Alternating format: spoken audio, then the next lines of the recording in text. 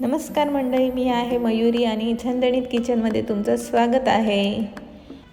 आज आपण बनवणार आहोत अस्सल गावाकडचं धुरकट चवीचं चुलीवरचं मटण. चला तर मग आता सुरू करूयात. तेल, खडा मसाला, कढीपत्ता, अद्रक लसूण पेस्ट, कांदा छान असं गोल्डन ब्राऊन होईपर्यंत मिक्स करायचं.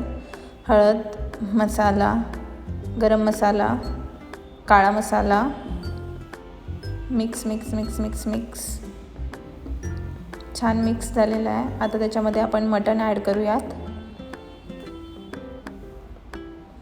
छान मिक्स करून घ्यायचं आहे.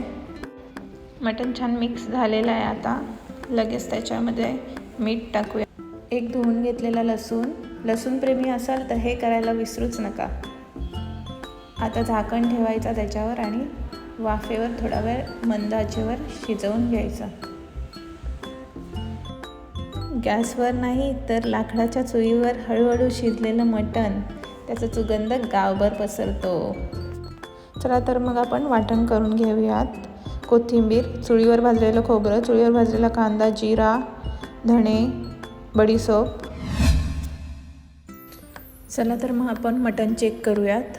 मटण आपलं अर्धवट शिजलेलं आहे. त्याच्यात लगेच आपण वाटण ॲड करू आणि छान मिक्स करून घेऊ. पुन्हा चुलीच्या मंद आचेवर 15 मिनटं शिजत ठेवूयात. 15 मिनटं झाली आहेत. आता आपण आपलं मटण चेक करूया शिजलं आहे का. वास तर खूपच छान येतो आहे. आता आपण चेक करूयात. बघा, मटण आपलं छानपैकी शिजलेलं आहे. अशा प्रकारे चुलीवरचं मटण आपलं रेडी आहे. चला तर मग आता तुम्हाला मी टेस्ट करून सांगते कसं झालं आहे. जे मी लसूण घेतलेलं मला तर खूप आवडतं. किती सॉफ्ट झालं आहे, मस्तच. तुम्ही नक्की ट्राय करा. एकदम मसालेदार, टेस्टी, बोटं चाटत राहाल असं. नक्की ट्राय करा.